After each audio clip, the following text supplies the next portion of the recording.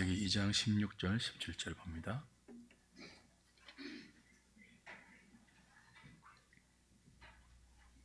창세기 2장 16절 17절 같이 읽겠습니다. 시작. 여호와 하나님이 그 사람에게 명하여 이르시되 동산 각종 나무의 열매는 내가 임의로 먹되 선악을 알게 하는 나무의 열매는 먹지 말라. 내가 먹는 날에는 반드시 죽으리라 하시니라. 아멘. 범죄하기 전 아담과 하와에게 하나님은 선악을 알게 하는 나무의 열매를 먹지 말라는 행위 언약을 주셨습니다.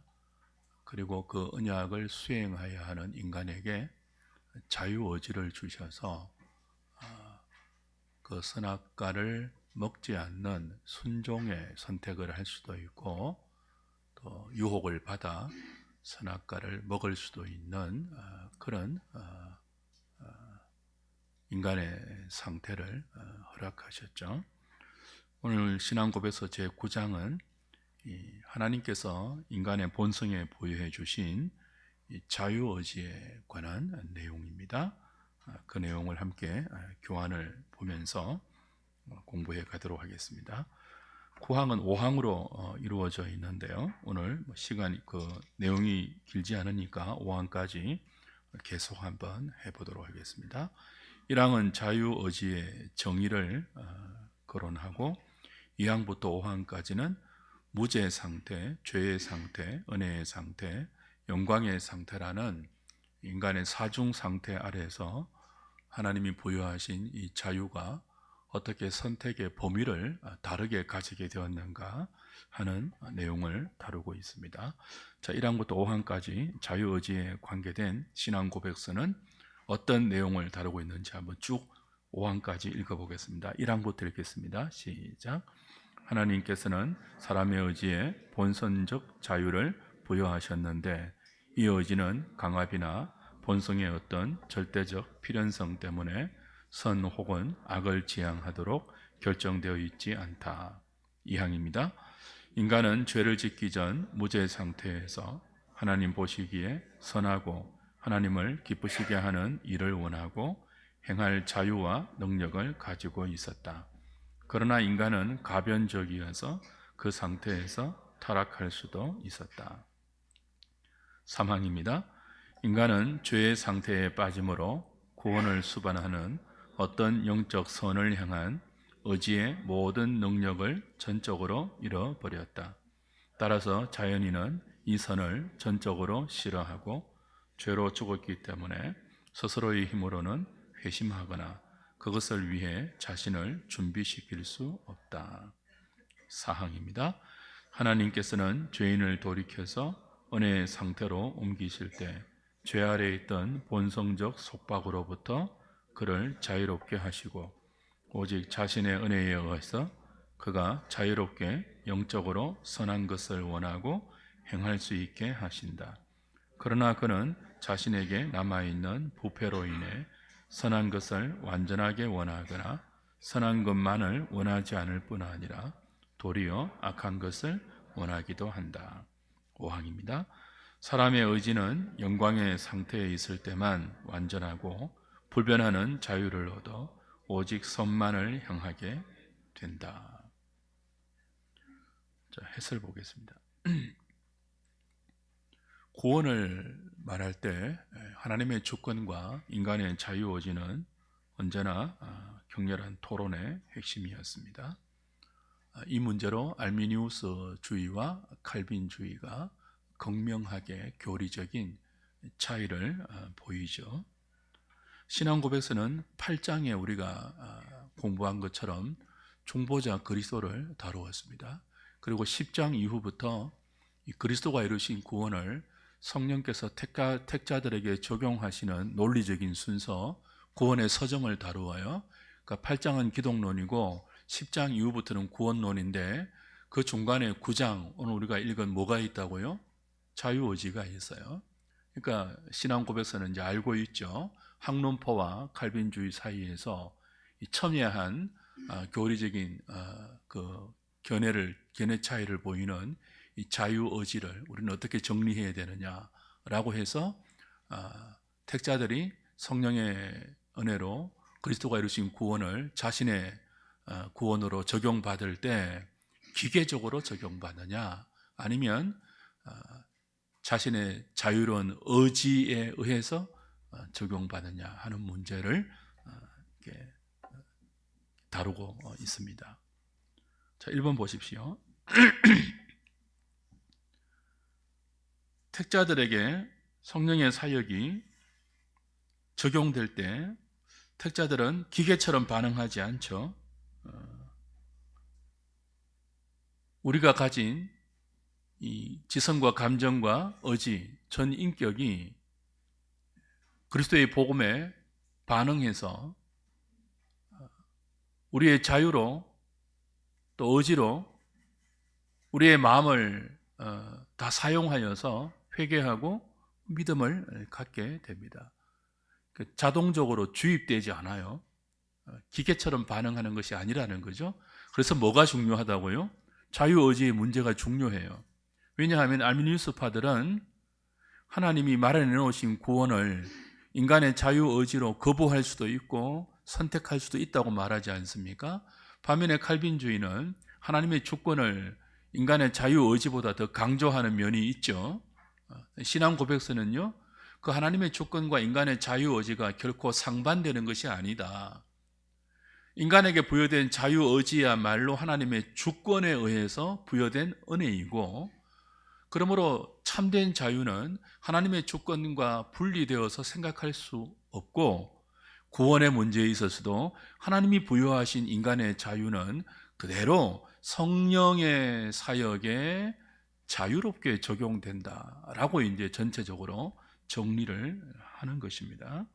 그러나 인간의 자유가 성령의 사역에 의해서 우리의 구원 전 영역에 적용될 때도 인간의 상태에 따라서 그 자유의지는 변함이 없지만 그 자유의지가 선택하는 선과 악의 선택의 범위에는 인간의 상태가 절대적인 영향을 미친다라고 2항부터 5항까지 무죄 상태, 또 죄의 상태, 은혜의 상태, 영광의 상태로 분류해서 인간의 자유의지가 어떻게 선택의 제한을, 선택의 변경을 갖고 있느냐 하는 것들을 다루고 있습니다. 2번 보십시오. 신앙고백서 9장 자유의지 1항은 하나님께서 사람의 의지에 본성적 자유를 부여하셨다고, 자유의지가 인간의 본성에 속함을 밝히고 있습니다. 자유는 인간의 뭐라고요? 본성이에요. 본성. 그러니까 자유가 없는 사람은 인간이 아니라는 뜻이죠. 자, 팔, 다리, 손 뭐 이런 것이 없는 인간은 가능하죠. 그죠? 우리 한 팔이 없어도 인간이잖아요. 한 다리가 없어도 인간이잖아요. 근데 뭐가 없으면 인간이 아니라고요? 자유가 없으면 인간이 아니에요. 왜냐하면 자유란 하나님께서 인간에게 생내적으로 본성적으로 부여하신 인간의 뭐이기 때문에요? 속성이기 때문에, 본성이기 때문에. 이 본성적 자유가 있기 때문에 사람은 선이나 악을 선택할 수 있는 선택적 존재, 도덕적 존재가 됩니다. 그렇지 않습니까? 기계적인 존재가 아니라 우리는 하나님이 부여하신 이 본성의 자유를 가지고 선을 택할 수도 있고 악을 택할 수도 있는 도덕적인 존재이며, 자신이 택한 선과 악에 대해 책임을 져야 하는 책임적인 존재라는 거죠. 만약 우리에게 이 본성적 자유가 없다면 우리가 악을 행해도 책임을 물을 수가 없어요. 기계적인 악을 행하면 어떻게 책임을 물을 수가 있겠습니까? 나 자신의 자유의지로 악을 선택하고 죄를 지었기 때문에 그 모든 죄와 악에 대해서 인간은 뭐예요? 스스로 책임을 져야 하는 거죠.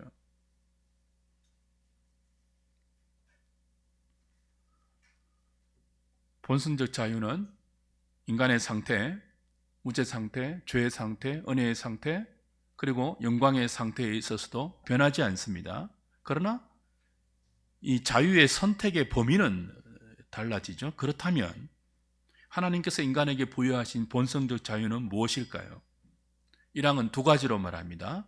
본성적 자유, 저와 여러분이 갖고 있는 이 본성적 자유의 두 가지 특징. 첫 번째는요, 강요당하지 않는 거예요. 강압당하지 않는 거예요. 그러니까 우리는 흔히 자유라고 말하면 무엇을 떠올립니까? 내 마음대로 할 수 있는 것. 그렇게 말하지만 신앙고백에서는 자유를 그런 식으로 설명하지 않고 부정어법으로 설명해요. 뭐뭐 하지 않는 것. 뭐 하지 않는 건요? 외부의 어떤 힘이나 영향에 강요당하지 않는 것. 강압당하지 않는 것. 그렇죠? 강제당하지 않는 의지. 그것이 자유다. 그렇게 말하고 있죠. 이 강요받지 않는 자유, 외부로부터 강제당하지 않는 자유는 인간의 상태에 따라서 변하지 않습니다. 늘 유지되어요. 이 자유의 특징이죠. 강제당하지 않는 것. 예를 들면 우리 오늘 창세기 2장 16절, 17절 읽었잖아요. 그리고 그 뒤에 아담과 하와가 그 선악과 언약을 어기고 선악과를 따먹었지 않습니까? 그러니까 무죄 상태의 아담과 하와가 선악을 알게 하는 나무의 과실을 따먹었을 때 누구에게 강요받지 않았어요. 외부의 어떤 힘에 압제당해서 어쩔 수 없이 먹은 게 아니에요. 자기 스스로 뭐예요? 먹는 것을, 하나님 말씀을 어기고 그 선악을 알게 하는 나무의 과실을 먹는 것을 자기 자신의 자유로 선택했잖아요. 이는 그 이후로 아담의 죄성이 우리에게 물려지고 우리가 죄에 속박된 상태에 있을 때도 이 자유의 본성, 강압당하지 않고 자기 스스로 선택하는 자유의 본성은 그대로 유지되어요. 자, 우리가 지금 그 구원받지 않는 사람들은 죄의 상태에 있지 않습니까? 어거스틴은 이걸 네 가지 상태로 구분했거든요. 바빙크도 그 어거스틴의 분류를 그대로 이어받아서 말씀드린 대로 무죄 상태, 죄의 상태, 은혜의 상태, 영광의 상태로 분류했는데 그 아담 이후에 모든 인간이 허물과 죄로 죽어 죄의 속박 아래서 태어나고 죄의 속박 아래서 죄의 종되어 살아가지 않습니까? 그때도 자유의 본성은 변하지 않는다는 거예요. 어거스틴은 그때를 죄밖에 선택할 수밖에 없는 상태라고 규정했거든요. 죄의 상태 아래 있을 때는 선을 선택할 수 없고 선을 생각할 수 없고 하나님 보시기에 좋은 그런 영적 선을 말해요. 죄만 선택할 수밖에 없는 그런 시기인데, 그런 상태인데 죄의 속박 아래 있는 인간의 상태가 그때조차도 뭐예요? 인간은 누구에게 강요받아서 죄를 선택하고 죄를 짓는 것이 아니라 자기 자신의 자유의지로 악을 선택하고 죄를 시행한다는 거예요. 그 자유의 본성이 뭐였죠? 강압당하지 않는 것 아니에요. 강요당하지 않는 거 아니에요. 죄의 속박 아래에 있는 인간이 죄를 지을 때도 누구에게 뭐예요? 강압당하거나 강요당해서 어쩔 수 없이 죄를 지은 것이 아니라 스스로 자기가 원해서 죄를 지었다는 거죠. 이 자유의 본성은 죄 상태 아래서도 그대로 뭐예요? 보존되고 유지된다는 거예요. 그래야 자신이 지은 죄에 대해서 책임을 물을 수 있죠.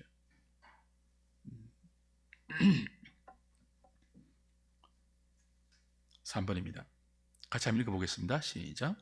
자유의지의 두 번째 특징은 본성의 어떤 절대적 필연성으로 자유는 절대적 필연성에 따라 어떤 도덕적 결정을 하는 것이 아닙니다. 사람이 절대적 필연성으로 행동한다고 하면 이는 자유의지를 가진 인격적이고 도덕적인 존재가 아니라 마치 기계처럼 프로그램화되어 행동할 수밖에 없는 운명론적이고 결정론적인 존재가 될 수밖에 없습니다. 그러므로 강압이나 강요가 없더라도 절대적 필연성에 따라 선과 악을 선택하면 자유라고 할 수 없습니다. 자, 하나님께서 우리 본성에 부여하신 이 본성적 자유의 첫 번째 특징은 외부의 강압을 받지 않는 것입니다. 어떤 외부적인 강제도 받지 않는 거예요. 또 다른 특징이 뭐예요? 외부에 있는 절대적 필연성의 영향을 받지 않는 것입니다. 이 절대적 필연성이라는 개념은 소콜라 철학, 소콜라 신학에서 사용한 개념인데 절대적 필연성과 조건적 필연성으로 구분을 했어요. 절대적 필연성은 그 본성에 부여된 고유한 속성을 거스르지 못해서 절대적으로 할 수밖에 없는 어떤 필연이죠. 말이 좀 어렵습니다만, 그죠? 그 자유는, 참된 자유는 하나님께서 우리 본성에 부여하신 이 자유의 특징은 내부로도 뭐예요? 어쩔 수 없이 우리 속성이 가지고 있는 그 무엇 때문에 선과 악을 선택할 수밖에 없는 그런 것이 아니라는 거예요. 그 외부의 어떤 강제도 받지 않고 내부로도 뭐예요? 절대적 필연성의 영향을 받지 않는 그것이 자유의 본성이라는 거죠. 만약 우리가 절대적 필연성에 의해서 무엇을 선택하고 행동한다면 그건 운명론적이고 결정론적 존재라고 인간을 규정할 수밖에 없습니다. 그렇게 될 수밖에 없는 어떤 절대적 필연성이 우리 안에 있다는 거예요. 마치 뭐처럼요? 기계처럼 프로그래밍 되어서, 그죠? 어떤 것을 선택하고 어떤 것을 결정한다면 그건 운명론적 존재잖아요. 그렇지 않고 우리는 하나님의 예정과 작정 안에 있지만 인격적인 자유의지를 가지고, 그죠? 자유의 본성과 자유의 특징을 그대로 유지하면서 살아가는 인격적 존재라는 것입니다. 이 인격적 존재가 성령께서 그리스도가 이루신 구원을 우리에게 적용하실 때도 인격적으로 적용된다는 거예요. 기계론적이나 결정론적으로 적용되지 않고 우리의 지성과 감정과 의지의 자유에 인격적으로 작동하여 인격적으로 적용된다는 거죠. 근데 여기에서 4번입니다. 좀 어려운 부분이에요. 자유의지와 자유선택은 뭐 할 필요가 있다고요? 구분할 필요가 있습니다. 자, 다시 1번으로 돌아가면 1항으로 돌아가면 하나님께서 인간을 하나님의 형상으로 지으실 때 우리의 의지에 자유적 본성을 심어주셨습니다. 자유의지라고 그러죠. 근데 이 자유의지는 두 가지 특징을 갖고 있지 않습니까? 외부의 강압을 받지 않고 내부의 절대적 필연성의 영향을 받지 않습니다. 이 자유의 의지의 본성은요, 절대로 변하지 않습니다. 자유의지와 자유선택은 개념적으로 구분할 필요가 있어요. 이걸 구분하지 못하면 많은 개념적인 혼돈에 빠지게 됩니다. 하나님께서 인간 본성에 주신 자유는 강요받지 않는 의지의 자유며 절대적 필연성을 따르지도 않습니다.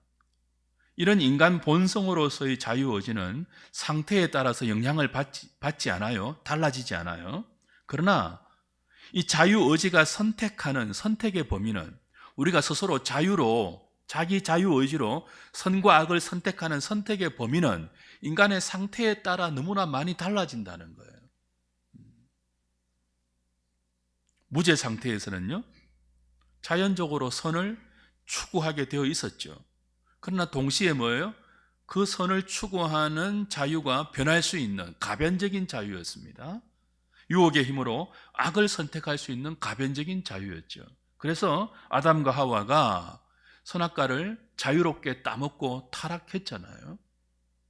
이 가변적인 무죄 상태의 인간의 자유 선택을 신앙고백서 9장 2항은 이렇게 설명합니다. 인간은 하나님 보시기에 선하고 하나님을 기쁘시게 하는 일을 원하고 행할 수 있는 자유와 능력을 가지고 있었기에 자유의지로 선을 선택할 수 있지만 악을 선택하여 타락할 수도 있는 선택의 가변적인 상태였다.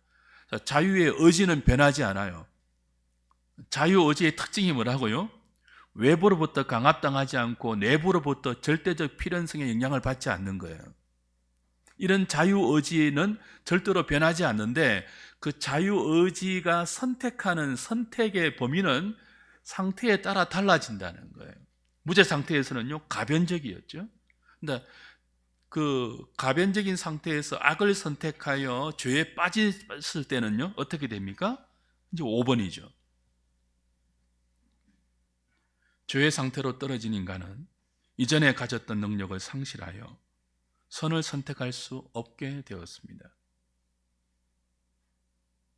죄의 속박 아래서 악만 자유롭게 선택하는데 아무런 강요나 강압 없이 악을 선택합니다. 이 죄의 상태에서 인간은 하나님의 은혜 없이는 구원에 이르는 영적 선을 선택하는 능력을 회복할 수 없게 되었죠. 자기 힘으로 자신을 회심시키지도 못하고 회심에 이르도록 자신을 준비시키지도 못합니다. 자, 아담과 하와가 죄를 지었습니다. 죄를 선택해서 죄를 지었습니다. 타락했죠. 그 즉시 인간은 뭐예요? 무죄 상태에서 죄의 속박 아래에 있는 죄의 상태로 떨어졌습니다. 죄의 상태에서 인간의 자유는, 의지는 그대로 변하지 않죠. 인간의 본성적 자유는 죄의 상태 아래서 여전히 뭐예요? 외부의 영향을 받지 않고 내부의 절대적 필연성의 간섭을 받지 않습니다. 그러나 그 본성적 자유를 가진 인간이 죄의 상태에서는 뭐예요? 악만 선택할 수밖에 없다는 거예요. 이거 되시죠? 조금 철학적이고 어렵지만 이게 구원론에서는 굉장히 중요하게 작동하는 그 논쟁의 핵심입니다. 이게 지금 구원받지 못한 자연인들, 지금 이 시대에 살고 있는 모든 예수 믿지 않는 사람들은 죄의 상태 아래에 있다 이렇게 성경이 말하잖아요. 죄의 상태 아래는 인간은 자유의 본성을 그대로 유지하고 있어요. 그래야 동물하고 구별이 되죠. 그래야 기계와 구분이 되죠. 그러나 이 자유의 상태를 자유의 본성을 가지고 뭐 한다고요? 악만 선택할 수밖에 없는 죄의 속박 아래에 있다는 거예요. 근데 악만 선택하는데 뭐 한다고요? 어쩔 수 없이 기계적으로 선택하는 것이 아니라 자기 스스로 어떤 외부의 압제도 없이 내부의 강요도 없이 스스로 악을 기쁘게 선택한다는 거예요. 그걸 성경은 죄의 상태 아래에 있는 인간이고 그 죄의 상태 아래에 있는 인간이 자유를 발휘하는 선택의 범위다. 그렇게 설명하는 것입니다. 제가 말을 하는데도 어렵네요.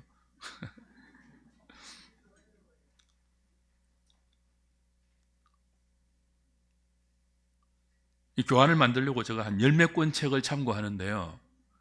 최고로 쉽게 요약한 겁니다. 그 모든 문장을. 이것보다 훨씬 더 어렵게 되어 있거든요. 대부분 옛날 책들이 많아가지고.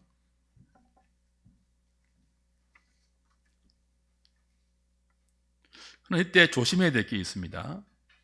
죄의 속박 아래에 있는, 죄 아래에 있는 상태의 인간의 자유를 우리가 이렇게 말할 때 인간의 심각성을 강조하다가 우리 켈빈주의에서 조심해야 될 부분이죠. 하나님께서 부여하신 인간 본성의 자유, 강요당하지 않는 자유의 본성, 절대적 필연성에 의하지 않는 자유의 본성까지 뭐 하면 안 된다고요? 부정하면 안 된다. 마치 뭐예요? 자유가 없는 것처럼. 루터파는 노예의지라는 표현을 씁니다만 뭐 그런 노예의지라는 말이 자유가 없다 그 뜻이 아니거든요. 그렇게 오해하지 말아야 한다는 거죠.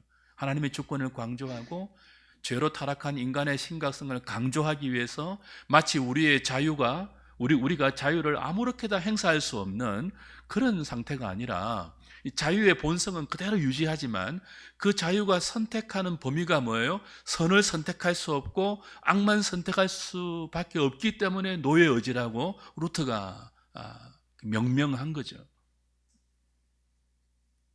본성적 자유가 남아 있어야 인간은 선이나 악을 선택할 수 있는 도덕적 존재로 여전히 유지되며 죄와 악에 대한 책임을 물을 수 있는 거죠.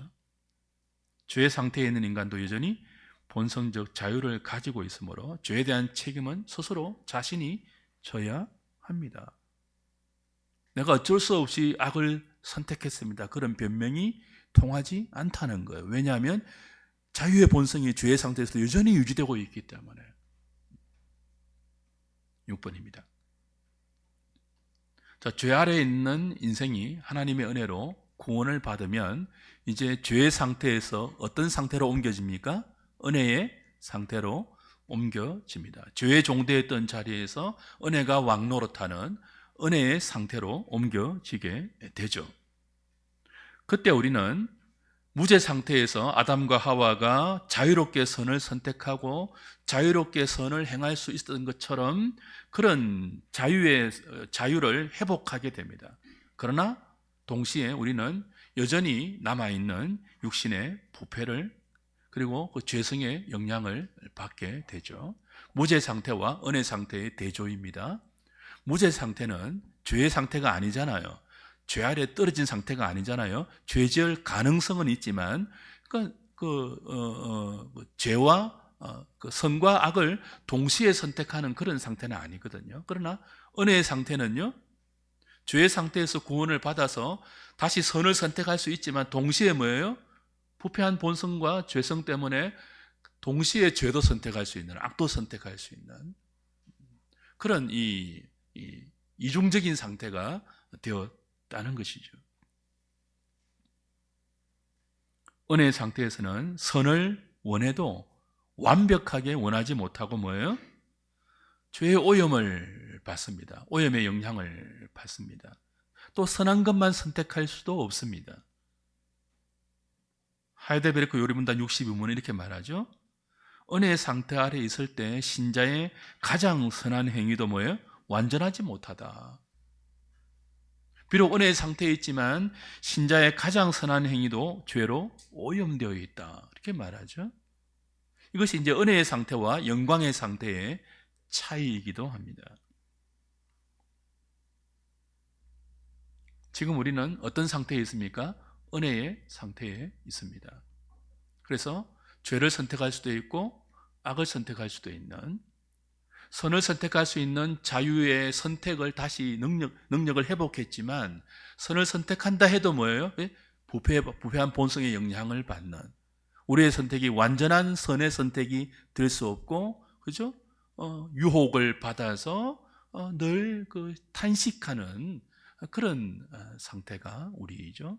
한편으로는 성령의 소욕에 강하게 이끌림을 받고 한편으로는요, 여전히 육신의 소욕에 강한 유혹을 받는, 그래서 바울이 로마서 7장에서 탄식한 것처럼 오호라 나는 공고한 자다. 누가 이 사망의 몸에서 나를 해방시키랴.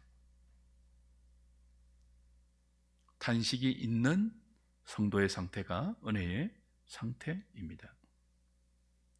그러나 이 은혜의 상태에서 우리가 탄식하는 탄식을 벗어버리고 완전한 선만 선택할 수 있는 이 완전한 자유의 때가 오죠. 영광의 상태입니다. 7번 같이 읽겠습니다. 시작. 그러나 육신의 부패에서 완전하게 해방되어 자유롭게 선만 선택할 수 있는 때가 옵니다. 언제입니까? 죽음을 통해 영광의 상태에 이를 때입니다. 성도가 죽으면 몸은 흙으로 돌아가고 영혼은 하나님께 즉시 돌아갑니다. 그때 의인의 영혼은 완전히 거룩하게 되어 가장 높은 하늘에서 영접을 받는데 거기서 빛과 영광 가운데서 하나님을 배웠고 몸의 완전한 구속을 기다립니다. 그러다가 예수 그리스도의 재림 때 흙으로 돌아간 육신이 영광으로 다시 살아나 그리스도의 몸과 같이 변화되는 영광의 상태에 이르게 됩니다. 이때 사람의 의지는 오직 선만 지향하며 변함없는 자유로움을 지향합니다. 무죄 상태에서는 가변적이었던 자유가 영광의 상태에서는 불변하여 악한 것을 생각하지도 않고 생각할 수도 없게 됩니다. 이를 요약하면 무죄한 상태에서 인간은 선과 악 중 하나만 선택할 수 있으며 죄의 상태에서는 악만 선택할 수 있고 은혜의 상태에서는 선과 악 둘 다 선택할 수 있으며 영광의 상태에서는 선만 선택할 수 있습니다. 그래서 신앙고에서 제9장은 2항부터 5항까지 인간의 4가지 상태에 따라서 어떻게 인간의 자유가 선과 악을 선택할 수 있느냐, 그 선택이 어떻게 달라지느냐 하는 것들을 4가지 상태로 구분해서 설명하고 있죠. 무죄한 상태에서는요, 선과 악 중 하나만 선택할 수 있습니다. 그죠? 선만 선택해서 일정 기간 그 언약에 순종하면 영원한 영광의 상태에 이르겠지만 그러지 못하고 아담과 하와는 뭐예요? 악을 선택하여 죄로 떨어지게 되었죠. 그 죄의 상태에서는요, 악만 선택할 수 있습니다. 선을 선택할 수 있는 이 선택의 능력이 상실되어 버린 거죠. 뭐는 남아있지만 외부나 내부의 강요나 필연성의 영향을 받지 않는 자유의 본성은 남아있지만 그 자유가 선택하는 능력을 상실했기 때문에 죄의 상태에서는 악만 선택하게 되었다는 거예요. 그러나 은혜로 구원받은 성도에게는 은혜의 상태가 되어서 선과 악 둘 다 선택할 수 있는데 선을 선택하는 경우에도 부패한 본성과 죄의 오염 때문에 그 선택한 우리의 선이 완전하지 않는, 그래서 때로는 뭐예요? 그 죄를 선택하여 실패하거나 넘어질 수도 있는 그런 때를 우리는 은혜의 상태로 지금 살고 있습니다. 저 성도는 뭐예요? 이 은혜의 상태를 살면서 바울처럼 탄식하면서 영광의 상태를 기다리고 영광의 상태를 소망하죠.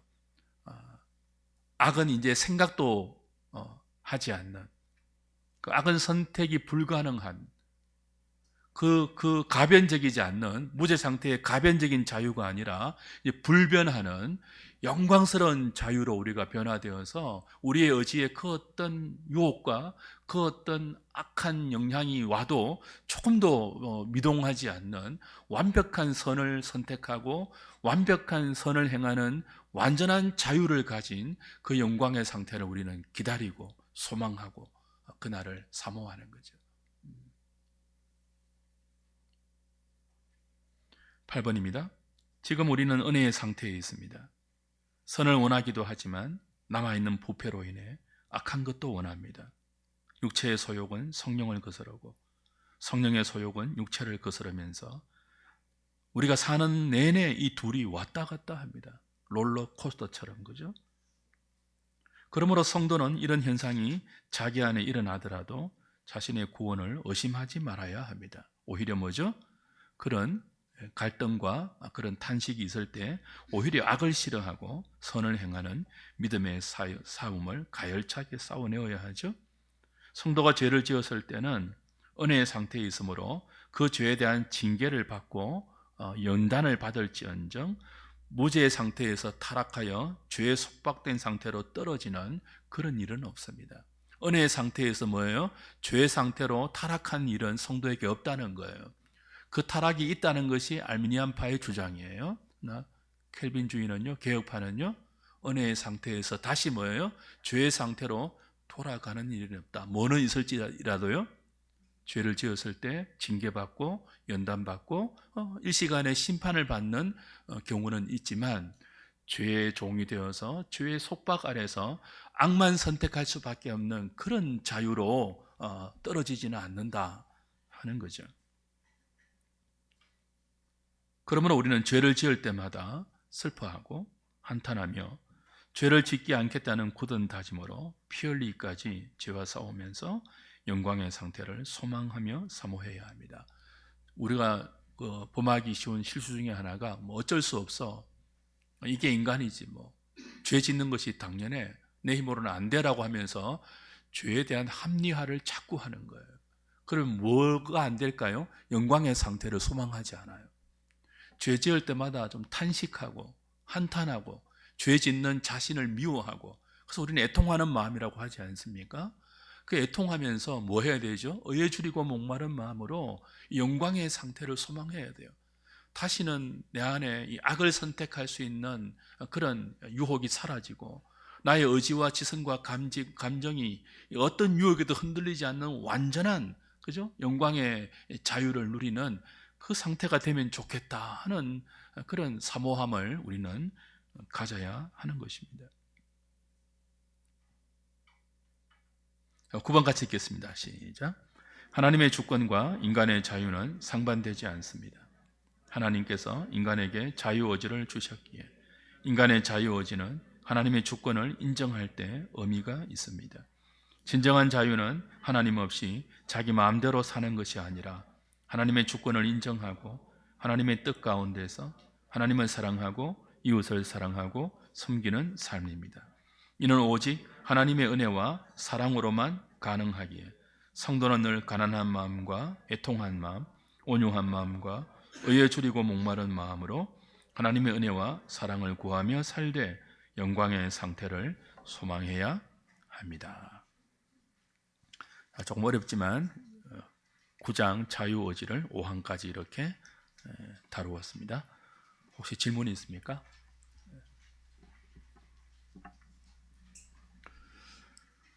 교환을 조금 꼬집어서 읽으시면은 이런 뜻이구나 하고 이해가 될 것으로 믿습니다. 찬송가